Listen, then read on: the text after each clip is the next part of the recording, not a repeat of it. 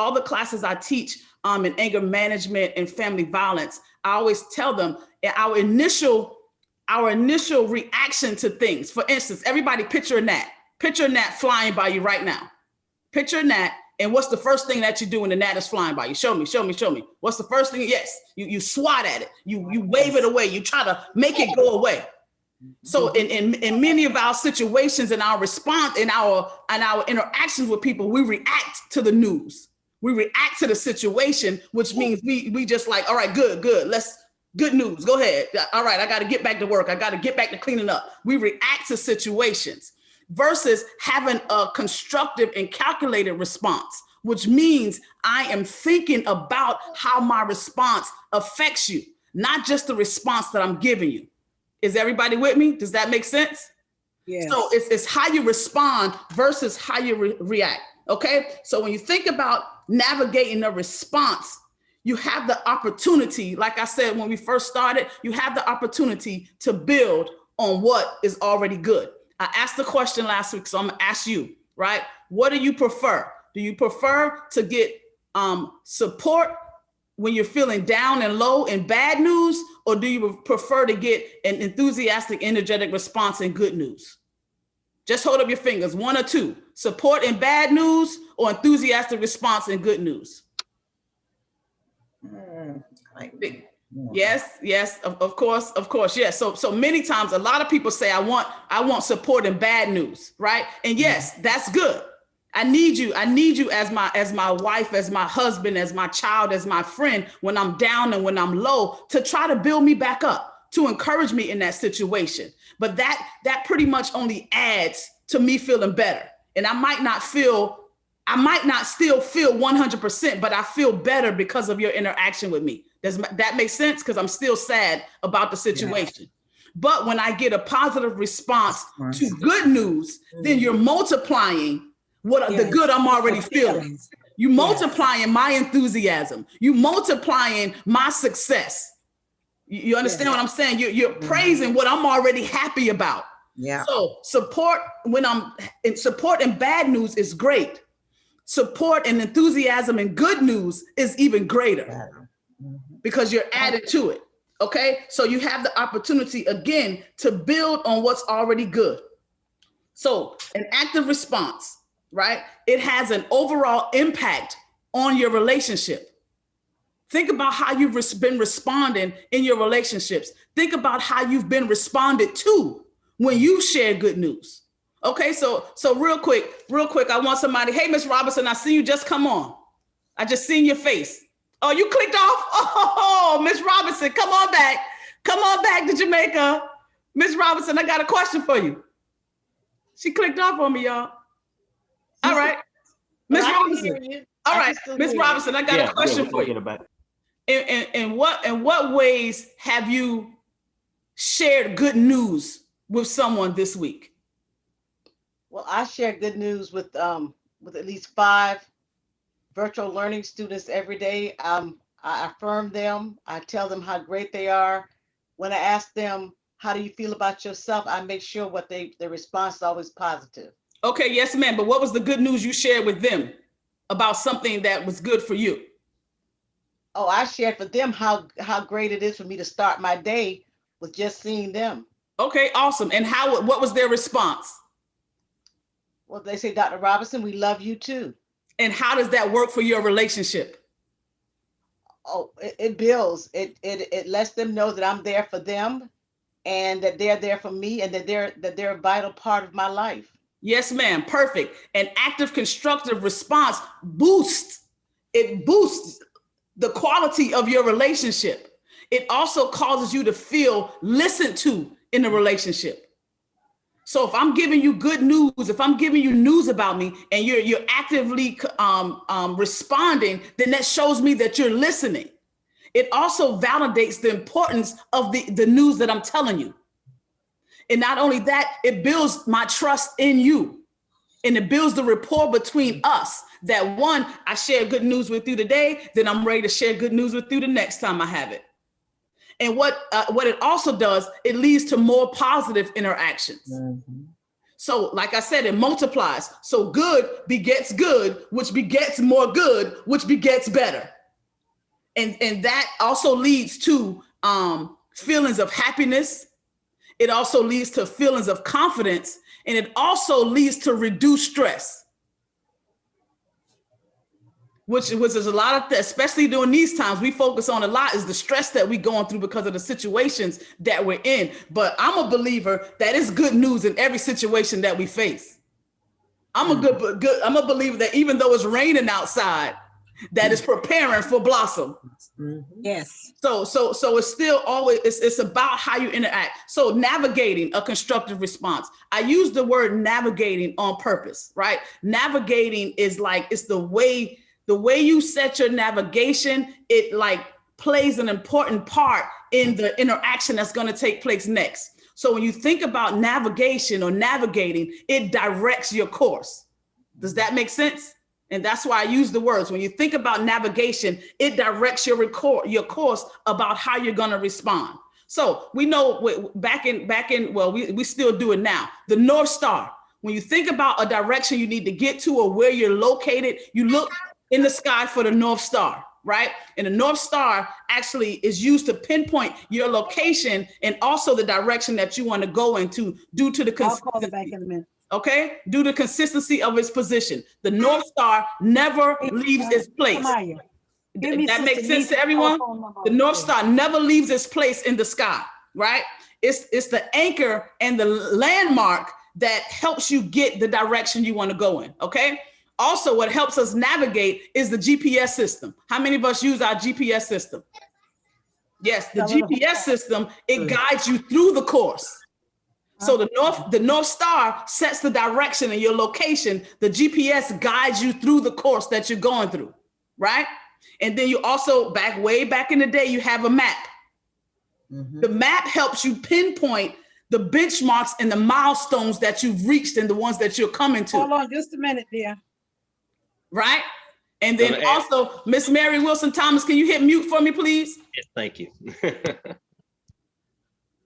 Thank you, dear. So like I said, the map helps pinpoints the milestones and the benchmarks that you have reached, right? And then we also know we got a compass, right? The compass sets and maintains a positive direction.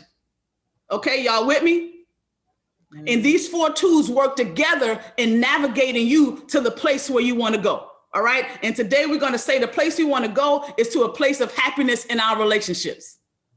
That makes sense? All right, so yes, we're going to combine it together. So first, when I want to navigate a constructive response, the first thing that I need to have is my landmark, okay? And my landmark in relationships is empathy. My landmark in relationships is empathy. Empathy is me listening to you, understanding your feelings, understanding where you are. Empathy has nothing whatsoever to do with me. It has nothing to do with what I've been through in the past, what I witnessed myself. It has nothing to do with me. Empathy is me that showing something to you that I'm here for you, that I'm listening to you, that all of my focus and attention is on you and I understand how you feel. So our landmark in our relationships is empathy. That's the thing that builds our trust and our rapport in our relationships. How many of you got teenagers? And one of the main things your teenagers always say, you don't understand me. Nobody know how I feel. Because they're not recognizing empathy in their interactions. So and empathy helps you feel listened to and understood. Okay, so empathy is going to be our landmark. It's going to take a lot of practice for many of us to practice empathy, to practice not turning the situation back on us in our relationships. Does that make sense? Okay, so the landmark is empathy. One of the GPS, and I'll explain a little more, is listening actively. When you listen actively, you give your full attention. That's why a lot of people are asked to show your camera, to show yourself on the camera. Listen actively, you give your full attention. You don't interrupt when they're talking. Y'all know, for me, that's real hard because we having a discussion.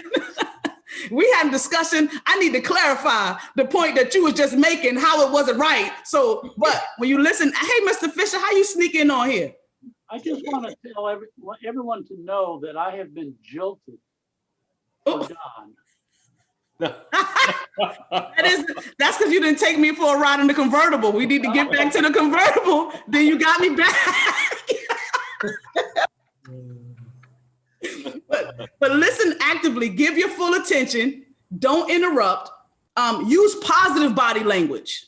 Y'all know most of the time when people like, I know something wrong with you, Mr. Parker. I know something wrong with you, Miss White, because they're paying attention more to your body language than the words that are coming out of your mouth. Mm-hmm. You understand what I'm saying? So be positive in our body language. And that includes like putting smiles on your face. That includes, like I said, leaning forward or showing the interest that you have. And it also includes sometimes touching. Girl, you know, that was so good. You know, sometimes touching, sometimes hugging. I'm so excited for you. It just depends on the situation. And especially keeping eye contact. Like I said, keeping eye contact, making sure you smile or show that excitement, even if the smile is just in your eyes. We can see it just all over you, especially if you have a mask on. I can tell exactly what you're thinking about me with that mask on, because I can see your eyes. So that's the GPS. Listen actively. And again, remember, empathy is our landmark. So I have to listen with empathy. I have to listen to be able to understand you and know where you're coming from, not just to listen and waiting for you to get it over with. So now I can respond. Okay. Then the next is the map. That's demonstrating interest. That means you're gonna ask questions. So tell me more. Well, what happened when you did this? Well, really? Wow. What was the next step you have to do? That is great. So you show that interest. You ask those questions. You offer upbeat responses. It's not like, all right, yeah, show me more, honey. All right, what was next? What you want for dinner? Okay, that's great. Mm-hmm. So it's so my response has to be just as enthusiastic as your news. You understand what I'm saying? It's very funny how when people come to you and they'll say, Mr. Fisher, guess what? I just won the lottery. Oh. And exactly. and then so you'll be like, oh, and then I'll be like, well, you're not excited for me? Well, how can I be excited for you if you're not excited for you? So yes. So of course, just a side note, when you bring the good news, come with the same enthusiasm that you want to see from someone else. Okay, so offer the upbeat responses. Be sincere. You know, you get some people, and I'm gonna just use you again, Ms. Robinson, as an example based on what you were saying. Some people can be like, oh, I'm just so glad you all are here with me, and I just love your presence. Be sincere in the response that you give. You understand? Because we know when if especially if I'm a salesman, if my response to you isn't sincere, I just want your goods. I just want you to buy into what I'm selling. Mm-hmm. So we have to be sincere in our responses and not overdo the praise. Not overdo and I'm gonna turn it this way. Not turn make our overactive praise into an enablement, to where the person feels that they've already arrived and they don't have to try for anything greater. Does that make sense? I'm just picturing. So one of the examples that I used prior, picture your baby about 1 or 2 years old taking their first steps. Mm-hmm. Picture your baby taking their first steps. And as your baby begins to take steps, what happens when you show no interest in your baby's first steps? They give up.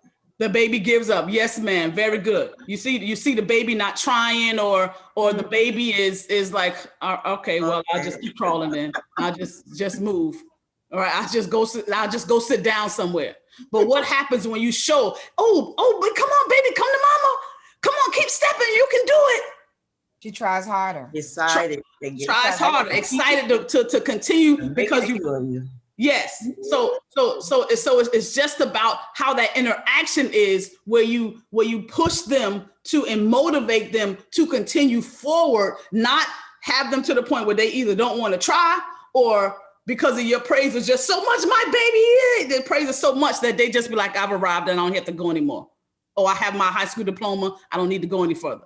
I've already done everything to the max that I need to do. So just be mindful of how we demonstrate our interest. And the last one is the compass. And the compass is kind of funny because it sets and maintains a positive course. So when when you get the good news, when I get the good news from my husband, and I might not altogether agree with the situation, then I don't have to be negative about it. If I don't have a response, well, not if I don't have a response. If I don't have a positive response, if I don't have a positive response, then I still can be constructive. Does that make sense? So sometimes we get good news about a person and it could be the best news ever for them, but you might not altogether agree. For instance, your son come tell you, Dad, I enlisted in the Army right when they instituted a war. You understand what I'm saying? So the news might be good, but you might not altogether agree. So you're not gonna discourage him by being negative or pessimistic as the active destructive, but you're gonna be able to offer a constructive response, even if you can't be positive in that response. And by doing that, you still are tactful in your response to the person. You still are supportive to the person, and you still, like a compass, maintain that positive relationship and interaction. Does that make sense? Am I on board with everybody? Everybody with me? All right, so again, we have to listen actively, okay? That's the GPS. It sets the course and it sets the course of the way we're going. It guides us to where we are to get to. The GPS, which is listen actively, okay? I'm gonna say it again. Listen actively correlates to our GPS. Then you have demonstrate interest, which correlates to our map. The interest shows, hey, okay, what's next? What's to come? What else happened? Tell me more. It outlines the benchmarks and the milestones that have already been accomplished. What did you do to get that position?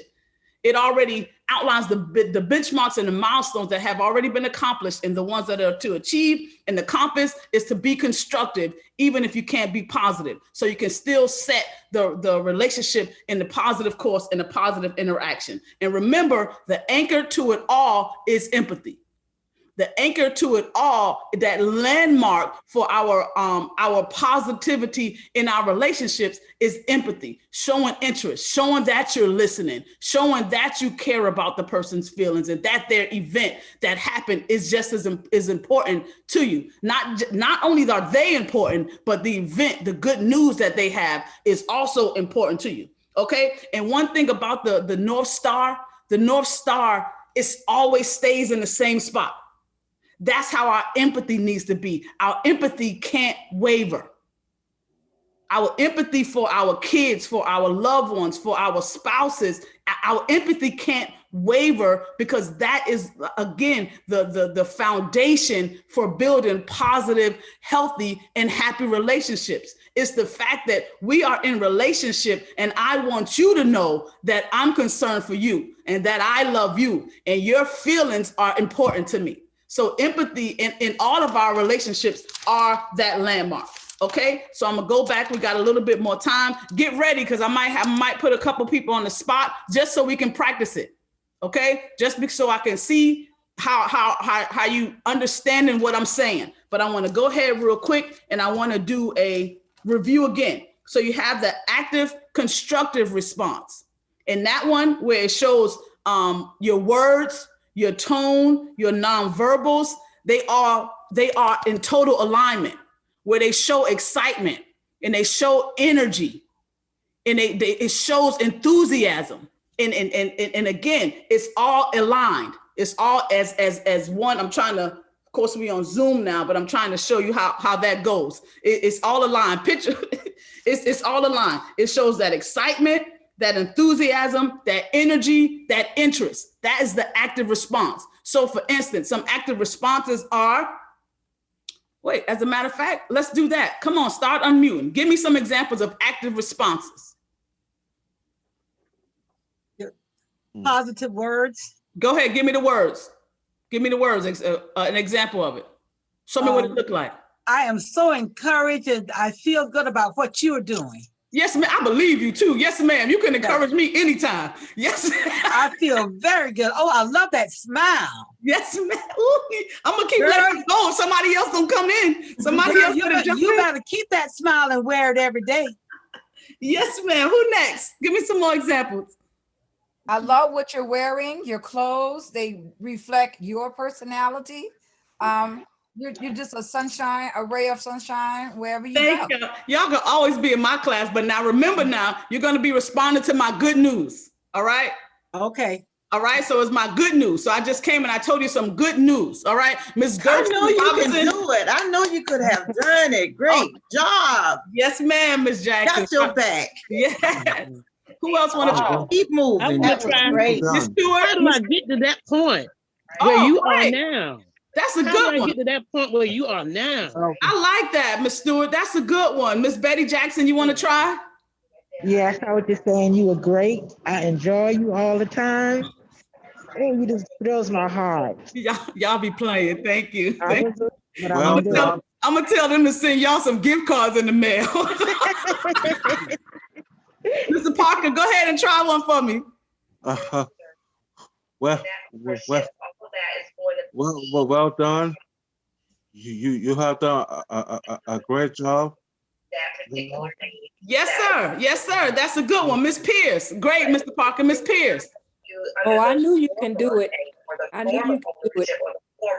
Yes, ma'am. And notice how, again, it's how it builds that rapport and how it builds that trust. And the thing about it, when I share good news with you, and then you can go ahead and put your things back on mute. When I share good news with you and you're excited for me, then what am I going to do next? The next time I have good news, I'm coming to you. Because you have shared in my excitement. You have shared in my joy. So I know I can count on you to be like, yeah, girl, guess what? Honey, you know what happened today? Exactly. And then, and me being able to share more with you and you being excited for me, it does wonders for the team that we are. How about one more from your husband? Ooh, come on, let's hear it. Thank you, sweetheart. This dinner was spectacular and it was exactly what I wanted. How did you know? Because you yelled at me last week when it was late. Yes, sir. Yes, sir. That is great. Think about your kids. Think about your kids and your response to their news. As parents, I can be completely honest with you. As parents, we already stressed out because COVID. We already have our jobs to do. We already have the bills to pay. We already have our own relationship issues with our spouse or with our significant other. So we already got some stuff on our mind. And as parents, when our kids come to us with something like being on the debate team or coming to us with something like how they rode their bike with no training wheels, it might not be as important to us as it is to them. So we even have to think about our responses when we really are already consumed within ourselves and what that response looks like to them. Because again, like I said, how important is the happiness of the person you're in relationship with? Because we do it to our kids often because it might be something small, but remember, he's only 5. Remember, she's only 17. And their job is to bless and be prosperous and to grow into successful adults. And every step that they take is very important. As just like if they're learning to walk, every step is important to them getting closer to their destination. And them getting closer to their destination goes alongside the praise and the encouragement and the enthusiasm that you show to come, I'm here. Yes. And even if, I just pictured it, while your kid is walking to you, you walk backwards. You ever notice as parents that you walk backwards, but you're still saying, Mr. Winbush, you scaring me because you freaking me out on 2 different places right now. I don't know what to say for you, but thank you very much. But you notice how you walk backwards? And as you walking backwards slowly, you still encouraging them, but you're not walking backwards to where they can't reach you. You're walking backwards so they can continue to stride, but they're still getting closer to you. So they recognize the progress and they recognize that you right there for them. So it's very important, especially to our children, at the very beginning stages. We think even during the pregnancy stage that our kids aren't learning. I beg to differ. That's when you're already establishing brain patterns and personality when they're in the womb. So even your child's youngest point, when they touching on the figurines that you done had in the family for a long time, I just admonish you to move those, move those versus stifle the child's learning and stifle the child's encouragement to move about the house and discover different things. But anyway, sorry, that was a side note thing. But but as we get ready, because I'm getting ready to come up to some more. All right, show me. This is a good one because we always use it. So that was active. Let's do passive. Passive is when you hear them, but you're not all together there. Okay, you hear what they say, but you are not really listening. You get it?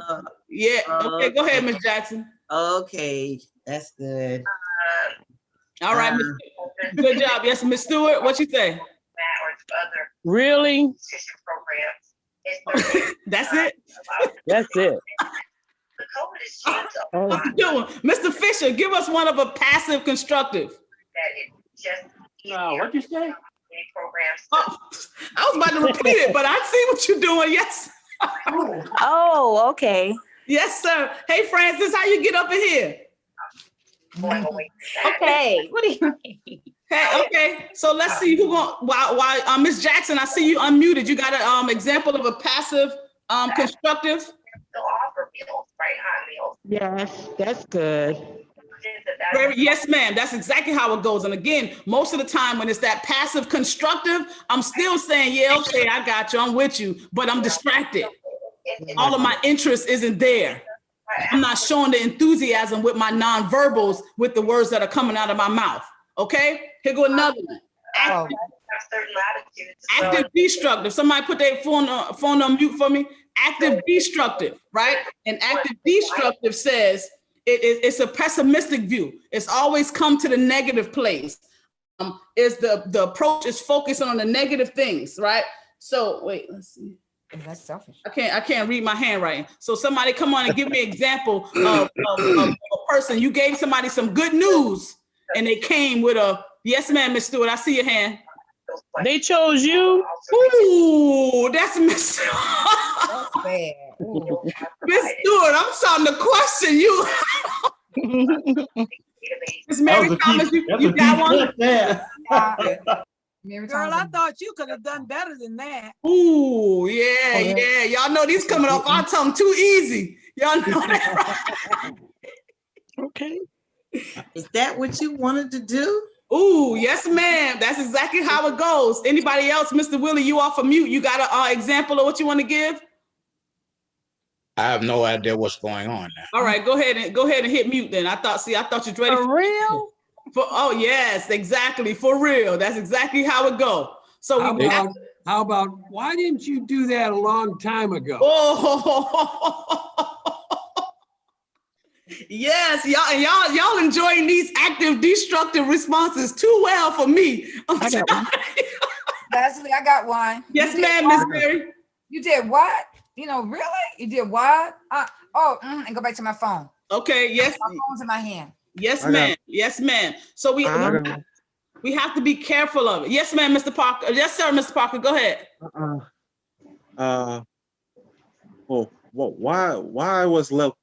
Why did you left me in the dark? That's a good one. That's a good one. Why didn't I know about this? Well, when did you start doing that? Oh, I see. You just, that's a good one, Mr. Parker. Yes, sir. Miss Betty Jackson. Honestly. Love it. Y'all are hilarious. Mr. Fisher, go ahead. You gotta be kidding me. You did it all wrong. You should do it this way. Ooh. Now you leading us right to the next segment. Yes. That's those dream killer. Yes, that's what happens. Yes, ma'am. But with Mr. Willie, I see you raising your hand. Why her and not me? Oh. Okay. And most of the time, that's when we get to the passive destructive, because again, it turns it to us now. Because in our minds, I might be like, that's nice, but I'm thinking, well, how you get it?